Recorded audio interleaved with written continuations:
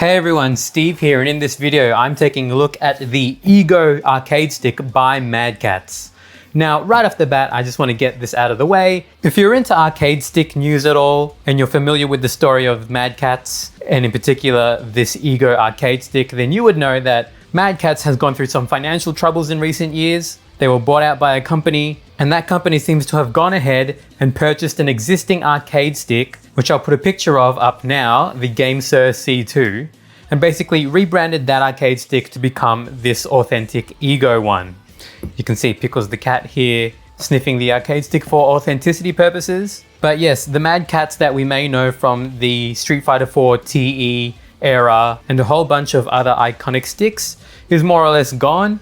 And now we have this company in the 2020s that has come out with what we have here, the EGO. So whether or not you disagree with that business practice, I'll leave it up to you, but let's just take a look around the box.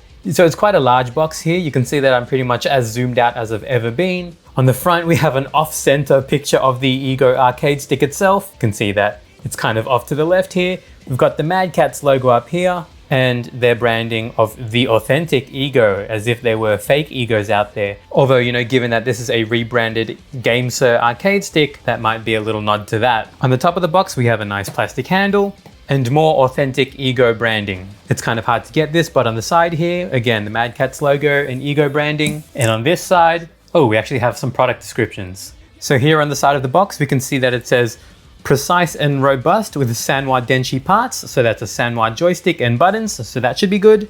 And it also comes with a customizable faceplate. So we can see here that it's some sort of clear plastic or glass layer, just held in by some countersunk screws. And then you can just remove the art and create one of your own. Just quickly on the back of the box, we can see that it's calling out the joystick, the turbo functionality, the stick functionality, options buttons, key lock, switch button, whatever that means, L3 and R3 buttons, and then your 8 main action buttons in a Vewlix style layout. The main text here says that the competition-ready universal arcade fight stick is precise and robust, using Sanwa Denshi parts, sticks and buttons, and the Vewlix cabinet style 8-button arcade layout. This Mad Catz arcade fight stick is perfect for all fighting game. With a few grammatical errors. And then on the bottom of the box, we just have some kind of generic warranty information. I managed to pick this up for around $150 Australian brand new. It was a pretty good deal. Whether or not you feel like that's worth it for what is essentially a repackaged and rebranded generic stick, that'll be again up to you. But now let's start unboxing it. So it looks like this inner box is surrounded by a little cardboard sleeve. So let's just cut these stickers off. So I've done the stickers on the top, but there are a couple on the bottom here, which is kind of annoying. So this cardboard sleeve should just come off. We've got this inner box now, which is quite nice, I'll be honest. There's nothing really around it. And then finally, one last seal. This should be it. And then let's get the first peek. Nice. Okay, so we can see the stick here, the usual foam bricks protecting it, wrapped in nice plastic. Let's just lift it out, I guess. Bit of decent weight to it, probably owing to some metal plates inside or something. Remove these foam bricks. Let's look at this manual, and then I guess just dump the box until we need it later. All right, before we take a look at this stick, let's just unwrap this manual. Whoa, nice. So it comes with one big and then 5 smaller Mad Catz stickers, which is cool. I'll put that on a laptop or something. Technical support and warranty information. Not pretty interested in that. And then finally, the manual. Oh, it's a fold-out manual. Let me just check where the other languages are. I'm only gonna need this bit of the manual, which is good. I guess the English manual is only like 3 pages long. Anyways, so inside the package, you'll get the arcade stick, universal. We'll see why later. 1 hex screwdriver, that's probably for removing the faceplate. 1 3-meter USB cable, 1 1-meter USB cable, and this manual that I'm holding. This is the buttons introduction, more or less what we had on the box. Precaution and maintenance, whatever. It'll have native functionality if you plug it into your PC. By default, it's an X input mode, but it can be set to D input mode, which is interesting. PS4/Xbox One instructions, which I wouldn't really call universal, but I guess that's good enough. So you'll plug in the USB cable from the stick into your PS4 or Xbox One. Hold the switch button. So I guess it's not a button for the Nintendo Switch, it's a button called switch. And then it'll change it to console mode. And then here's the unfortunate part. You have to use the smaller USB cable provided to actually put in an authentic PS4 or Xbox One controller. so that it'll authenticate. And that's what makes this universal, is that it doesn't work natively. You actually have to connect a controller to the arcade stick and then the arcade stick to the console, which we've seen before in a few of the things that I've reviewed, but again, just not ideal and a bit of a cop-out. Anyways, I'm going to be trying this out on the PS4 today, just to keep it simple. So let's take a look at the stick itself. Okay, so it does come nicely sealed in this plastic bag, which I'm just going to break. And then here we are, the Mad Catz EGO, upside down. So I guess unfortunately for me, trying to film this with a bunch of lights and everything, the cover is quite glossy. It's not attracting fingerprints just yet, but I imagine it will eventually. The buttons are labeled with default PlayStation and Xbox mappings, which is useful, I guess. So let's just stick with PlayStation for now. You've got square, triangle, R1, L1, X, circle, R2, L2, which I think is pretty standard in what you'd expect. In this top control panel, we've got L3 and R3, and then the switch button. This thing here is not a button at all. I don't know what it does. Maybe it lights up. Options or menu. Then you've got share or view here on the left. Got the key lock button so you don't disqualify yourself. And the home button for both consoles. You've got your D-pad, left analog, right analog switch, and then turbo on and off. The stick has some nice angles and panels around it. It's not a bad looking stick by any means. Maybe a bit generic for some people's tastes. And then here is the front panel as well as the port for controller pass-through. On the bottom of the stick, we have 4 raised feet. Hopefully there aren't any screws hidden in there. And then to remove this, all we'll have to do is remove these 5 screws. There we are, the Mad Catz EGO arcade stick. Let's have a look inside this front panel. Just a note for people familiar with arcade sticks and kind of their front panels. This door seems pretty secure and there's a big hinge here as well as 2 pins keeping it in. So hopefully that stays intact for some time. Here is the included controller pass-through cable. We'll just keep it there. This looks like it stores 2 extra buttons, but they didn't come with any, so that's kind of annoying. Here is the actual controller's USB cable. And then here is the screwdriver that it comes with. That's pretty handy, and I like that it's in there. So hopefully this screwdriver handles everything on the stick that you would need to, including the bottom. I'm just gonna put this down and look at the manual for a second. Yeah, it doesn't really say anything about replacing the top panel or going inside to replace the buttons. I guess because while replacing the panel isn't likely to damage anything, or replacing the top art rather, if you were to go under and replace the buttons and everything, you're basically opening yourself up to not having it be covered by the warranty if you manage to break anything. So I guess that's why they're not giving you instructions. But anyways, let's close this door up. I've left the screwdriver out. And before we go unscrewing anything, let's just give it a quick test. Actually, before plugging it into the console, let's just do a blind button press and joystick movement. Okay, these feel good. Definitely feel like real high quality Sanwa parts. From the side of the box where it actually showed the components, I'm not sure this is actually a JLF or another Sanwa joystick model. We'll see if these are the OBSF snap-ins or the OBSN screw-ins. Hope I got that right. But I mean, it's nothing groundbreaking, but it does seem of a decent passable quality. Okay, so I've got my monitor and my PS4 set up.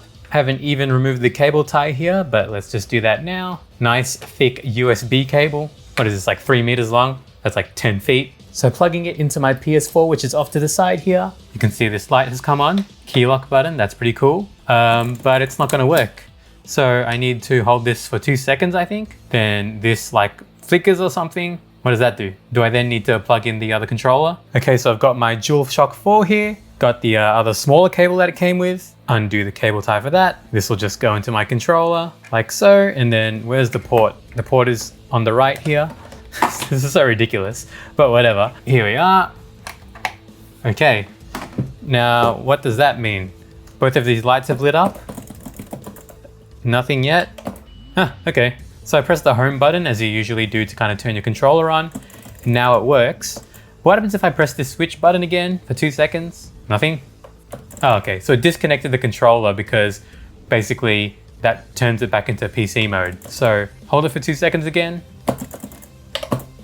Now it's back on console mode. Okay, pretty simple. Just so annoying, I have to have this cable sticking out the front. That's so ridiculous, but whatever. And I'm not gonna be playing It Takes Two with this arcade stick, although probably could. How do I get this out of the way? Tuck it down there. I guess let's just start with some King of Fighters 15. Okay, so King of Fighters 15 has loaded up. I guess the real test will be if I can do some combo trials. So let's go with Kyo. What happens if I do this? Oh, cool. You can just change characters like this. Didn't know that. Okay, what are these? Are these just as wreckers? So I've got my...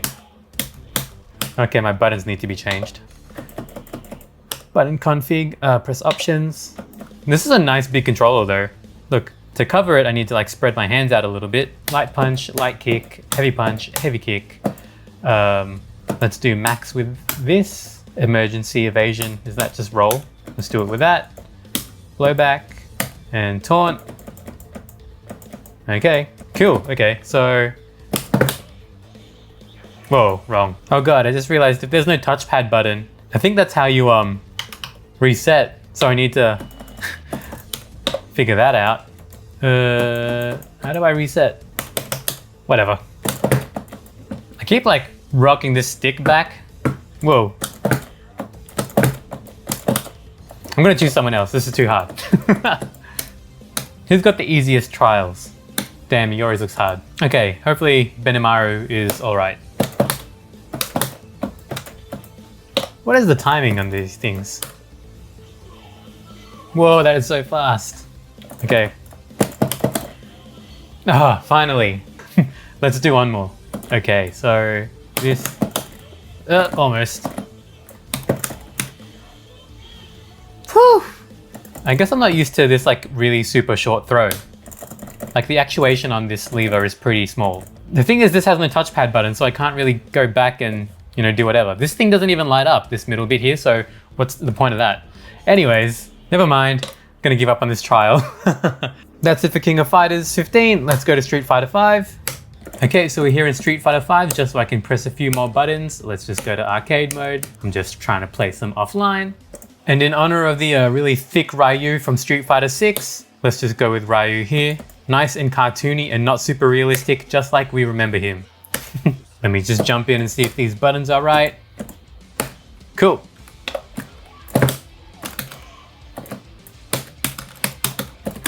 Uh-oh. Ah. All the buttons in the normal like 6-button game configuration feel good. Nothing crazy. Ah. Cool. Feeling good. I think I might take this opportunity to press this turbo switch on. So it's not like turbo in other arcade sticks where you press like a button and then you press another button and that sets just that button to turbo. I'm going to assume that having this turbo switch on is going to set all these buttons to turbo, which is kind of funny. No, okay, that's not what that does. Okay, there we are. That's so weird. Okay, it's probably best if I try out the turbo mode in training mode just so we can see what's going on. Okay, so not ideal, but I am in the yellow Dalsim stage. But anyways, you can see here that square is being set to turbo, but that's because when you turn this turbo switch on, whatever buttons you're holding down seem to be the ones that get activated to turbo. So I'm just gonna hold square and triangle down. They're not doing anything, but when you press turbo, triangle is automatically being pressed. And then if I just let go of triangle, square is being pressed with turbo functionality. Triangle is also turbo, but anything I wasn't holding down, so everything else, is not turbo. And then flicking the turbo switch off obviously deactivates all the turbo. It's an interesting way to implement turbo functionality, but hey, there we go. Overall, like we kind of imagined, the stick feels all right, decent, not like a super premium arcade stick by any means, but I guess it gets the job done and is better than a lot of like entry-level sticks. But again, I paid basically $100 for this, or like 150 Australians, so take that for what you will. Okay, so it's time to take a look inside the stick. Now I'm gonna try and not use the dumbbell method because I do have these foam inserts handy. So let's just put them back in. This goes in like that. I'm not sure if this is gonna work. Maybe it's gonna cover up the screws down the bottom, but we will see. It also doesn't look like it's tall enough to protect the ball top actually. So I may end up having to use the, yeah, okay, that's not gonna work. Never mind, don't mind me, just knock the camera. Okay, as you can see, I've got my 2 dumbbells here. Whoa, they're heavy. Propping them up like that. Is that a good distance? Okay, should be able to flip the stick over. And there we are, ready to work. So this is the screwdriver that came with the Mad Catz EGO. And basically I'm assuming that these screws, which are all hex key screws or hex head screws, just like the ones on the top panel, will come off with this screwdriver. And there we are, easy. All right, so they really give you all the tools to disassemble this thing, but just no instructions. So I guess it's proceed at your own risk. There we are, so how many do we have? 1, 2, 3, 4, 5, 6, 7. I'll get these 7 screws out. Okay, so I've taken all 7 screws out of the bottom plate. This is what they look like. Nice and countersunk. And let's see what we have. Ugh, these feet are slippery. Ooh. Nice heavy metal bottom plate. Whoa, nice. That's so sick. I wasn't expecting that. Okay, so what do we have here? Okay, so we definitely just have a normal Sanwa JLF with a square gate. You've got our 8 action buttons here. And actually everything else other than that is hidden. So basically you're only meant to be replacing, or they only expect you to replace the lever and the buttons, which is fair enough. You can see here, these are Sanwa snap-in buttons that each have their own dedicated ground, and the cables have been nicely cable tied together. It tells you how to replace the buttons if you would like to do so. Disconnect Arcade stick, USB cable from game console. Modifying the PCB wiring voids your warranty, which is fair enough. Mad Catz logo there. And there you have it. You know, basically they have modability in mind when it comes to this stick. Now, I'm not going to put the bottom back on just yet because we might as well take the top off. Here is the nice plain stock top of the Mad Catz EGO arcade stick. We've just got 6 screws on the top here. Again, countersunk into this nice plexi or plastic layer. Lucky for us, the one screwdriver that comes with it does everything. This screw is from the top, this screw is from the bottom. The top screws are much shorter. So there we are. Okay, just coming up on the last screw of the top panel here. And one thing I've realized is, like the Power Array stick that I reviewed recently, while it's easy enough to see how you would remove this top panel art by undoing the screws, you are going to have to remove the ball top because otherwise everything's just not going to come off. And are you going to have to remove these buttons as well? And I think the answer is yes. This thing is being held in by the buttons. The art doesn't come off around it. Interesting, okay. So that was kind of pointless. Oh, does it? No. I can get a little corner of this plexi up, but if I, wait a second. Whoa, that's weird. Everything's coming off, kind of. Okay, interesting. Whoa, what is that? Check this out. The buttons come off with the stick art. So the little snap-in tabs for these Sanwa buttons snap into this top plexi bit. They don't snap into the bottom of the case here, or the top of the case really. So they just come off like that. Of course, again, the ball top here is keeping the art in. So you're gonna really have to disassemble the stick completely if you just wanna swap the art out, unless I'm getting that wrong. No, you're gonna have to. There's no way this art's coming out without it. So this ball top is basically keeping the art in from the top, and these buttons are keeping it in from the bottom, which is funny. Well, that's as much dismantling as I'm pretty much willing to do for the moment. I'm not looking forward to the fun time that I'm gonna have putting these screws back in. But I guess that'll do it for this quick look at the Mad Catz EGO arcade stick. Again, like I said at the start, whether or not you agree with Mad Catz's business practice of basically buying an existing arcade stick and kind of rebranding it and selling it as a new product on their end, that's totally a decision for you to make as a consumer. At the end of the day, it's interesting to see that the Mad Catz brand is back in one way or another. It'll be interesting to see what they decide to do in the future. Just looking at the merits of this stick itself, it's got a few nice things with it, you know, the nice Sanwa parts and how helpful they're being with the modability. I'll definitely take a look at customizing this stick in the future, so keep an eye out for that video. Anyways, I won't bore you guys with me putting the screws back into this thing. Let's just end it here. Thanks so much for watching. If you have any questions, leave a comment down below and I'll try and answer as much as I can. If you enjoyed the video, I'd appreciate it if you could like it. And if you haven't already, please consider subscribing to my channel and checking out my other videos, as there's a lot to see. Thanks again, and I'll see you next time.